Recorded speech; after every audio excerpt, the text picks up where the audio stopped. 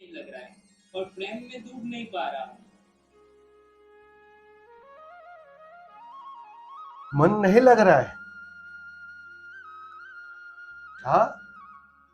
हाँ सुमित। हाँ तो ठीक है, अच्छी बात है ये तो। नहीं लगने दो।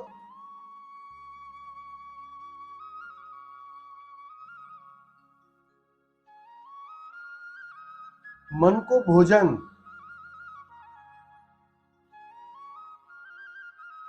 तुम मन को भोजन देना चाहते हो।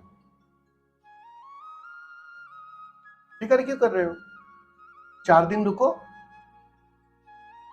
4 दिन में बिल्कुल परिस्थिति बदल जाएगी। लेकिन तुम अपने तरफ से मांग मत खड़ी करो। कभी भी ऐसी लहर आएगी, साधक के जीवन में उतार चढ़ाव आते ही रहते हैं। जैसे समंदर में आता है ना, पानी ऊपर आता है भरती, और नीचे आता है ओट। बस बिल्कुल मन की सघनता के लिए भी एक नियम लागू पड़ता है। साधक जैसे ही भीतर की यात्रा करता है, तुम क्या समझते हो एक ही प्रकार की बेचैनी हो सकती है? बिल्कुल विपरीत बेचैनी भी खड़ी होती है। नहीं अच्छा लगेगा, ठीक है। मन उसको भी जीना चाहता है, मन उसमें भी रस है, उसकी खबर देना चाहता है। सुन लो मन की, कुछ दिन तक बस बिल्कुल मन कहे वैसा करो। ध्यान करने का मन नहीं कर रहा है, मत करो। सत्संग करने का मन नहीं कर रहा है, मत करो। सुनने का दिल नहीं कर रहा है, मत करो। बस बिल्कुल मन कहे ऐसा करो। तुम पाओगे कुछ दिन के अंदर सारी परिस्थिति बदलने लगेगी। क्योंकि जैसे ही तुमने मन की मानी, जैसे ही उस परिस्थिति के लिए तुम राजी होने लगे, क्योंकि तुम अभी बदलना नहीं चाहते हो, अब जबरदस्ती सत्संग सुनना नहीं चाहते हो, जबरदस्ती तुम ध्यान विधि करना नहीं चाहते हो, अब मन को दूसरे प्रकार की बेचैनी शुरू हो जाएगी। अब मन फंसा, अब मन उलझा, अब मन कुछ दिनों के बाद बिल्कुल विपरीत परिस्थिति खड़ी करेगा। क्योंकि उसमें वो मिटना शुरू होता है तुम्हारे स्वीकार में, तुम्हारे एक्सेप्टेंस में। तुम्हारा एक्सेप्टेंस, तुम्हारा स्वीकार, इससे सुंदर ध्यान कोई हो ही नहीं सकता है। ध्यान विधि क्या काम करेगी? तुम्हारा स्वीकार उससे भी गहरा काम करेगा। अब तुम लड़ना मत मन से, कोई सवाल मत खड़े करना कि क्यों तू ध्यान करना नहीं चाहता है, क्यों तू सत्संग में बैठना नहीं चाहता है। बिल्कुल मत खड़े करना, राजी हो जाना। बदलना नहीं है अब कुछ, स्वीकार है सब, स्वीकार है सब। बस इसी को सूत्र बना लेना, और कोई भी बाहर की या भीतर की परिस्थिति को बदलने की कोशिश में मत लग जाना, वरना साधक यहां भूल कर जाता है। वो जबरदस्ती थोपना शुरू कर देता है, और जबरदस्ती थोपे हुए विधियों के माध्यम से जाने अनजाने वो कर्ता को मजबूत कर लेता है, अहंकार को मजबूत कर लेता है। अगर तुम उस पर राजी हो जाओ तो कर्ता को खड़े रहने की सुविधा नहीं है। तुम्हारा स्वीकार जितनी क्रांति ला सकता है उतनी क्रांति तो तुम्हारी विधियां भी नहीं ला सकती है। करो स्वीकार। मन नहीं कर रहा है, ठीक है, राजी हो, लेकिन बदलना नहीं है। होने दो बेचैन मन को। कुछ दिन बिना विधियों के भी गुजारो, कुछ दिन बिना सत्संग के भी गुजारो। बस वो जो चुनाव में पॉलिटिकल पार्टियां होती है ना, दल बदलो, बिल्कुल तुम्हारा मन उसी मोड़ पर आ जाएगा, दल बदल देगा। बस कुछ दिन तुम परख लो उसे, तुम जांच लो उसे। गलती कहां होती है कि जब पककर फल गिर सकता है तुम समय के पहले उसे तोड़ना शुरू कर देते हो। पकने दो, प्रतीक्षा से भर जाओ, स्वीकार से भर जाओ, राजी होने लगो, इस परिस्थिति के लिए भी राजी होने लगो। और तुम पाओगे, अरे मुझे की बात, बिना विधि किए ध्यान घटने लगा, बिना कुछ किए सहजता आने लगी, स्वीकार गहरा होने लगा। अब उस स्वीकार में अहंकार बचेगा कैसे? विधि करके भी जो नहीं उपलब्ध हो सकता था वो बिना विधि किए उपलब्ध हो जाएगा। और अगर उसी पल तुम लड़ने लगे मन से तो चूक गए। मन की फिर से जीत हो जाएगी। मन यही तो चाहता था कि तुम विधियों के लिए मुझसे भी लड़ने लगो। लड़ना नहीं है, छोड़ना है, स्वीकार है, मैं राजी हूं। पैसिव मोड आया है, उसके लिए भी राजी हूं। किसी समय ऊर्जा उफान मारेगी विधियां करने के लिए, तो उसके लिए भी मैं राजी हूं। मन जो जो चाहता है उस परिस्थिति के लिए जितने तुम राजी होने लगोगे, मन की हार सुनिश्चित होगी। लेकिन जितने तुम उससे लड़ोगे, उसके विपरीत जाओगे, परिस्थिति को बदलना चाहोगे, जाने अनजाने तुम्हारी चाह, तुम्हारी मांग, तुम्हारा कर्ता फिर से मजबूत होने लगेगा। जितना वो मजबूत होगा, तुम्हारा मिटना कठिन हो जाएगा, तुम्हारा अकर्ता होना कठिन हो जाएगा, तुम्हारी पकड़ मजबूत होने लगेगी। तो फंसना मत मन के इस जाल में। मन कहता है ना, विधियां नहीं करनी अच्छी नहीं लगती है, ठीक है, जो हुक्म स्वीकार कर लो। कुछ ही दिनों में वो पानी उफान मारने लगेगा।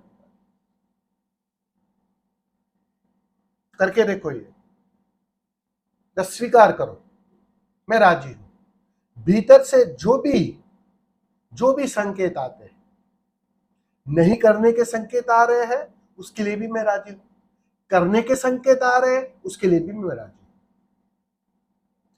फिर मन को कोई नहीं बचा पाएगा, तुम भी ना बचा पाओगे। फिर मन का मिटना सुनिश्चित हो जाए। समझ में आ रहा है ना आनंद? इसलिए लड़ना मत बिल्कुल। लड़ोगे तो मन जीत जाएगा फिर से। ये मन हर प्रकार के दाव फेंकेगा।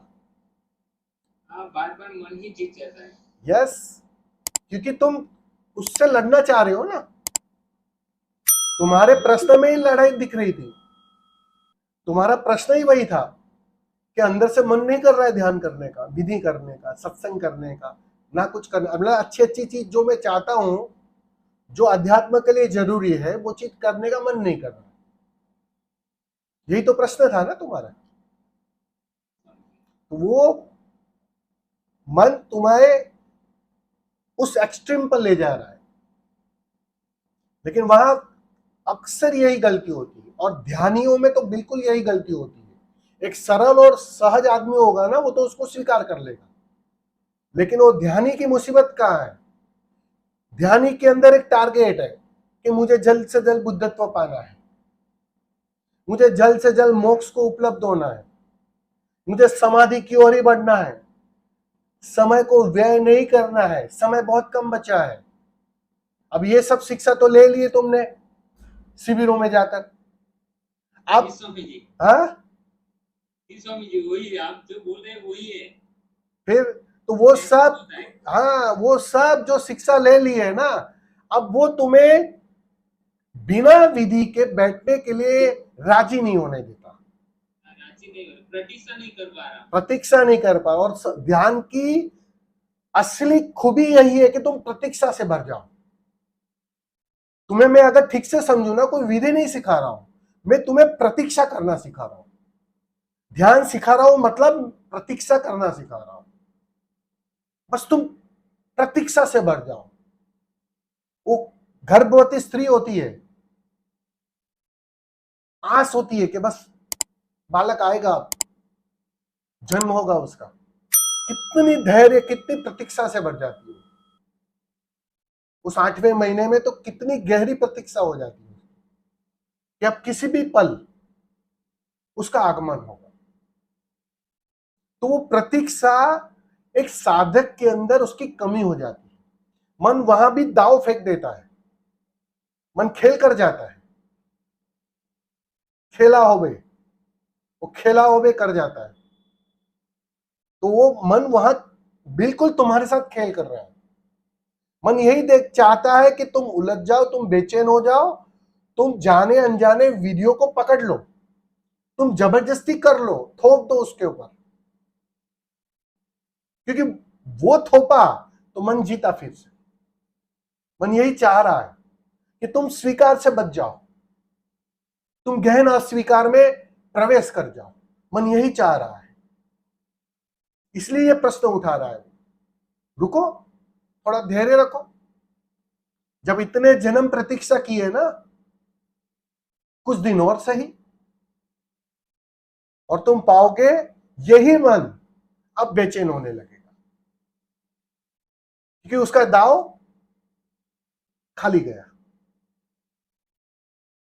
वो तुम्हें बेचैन न कर पाया, वो वीडियो से दूर करके भी तुम्हें बेचैन न कर पाया। सोचो जरा,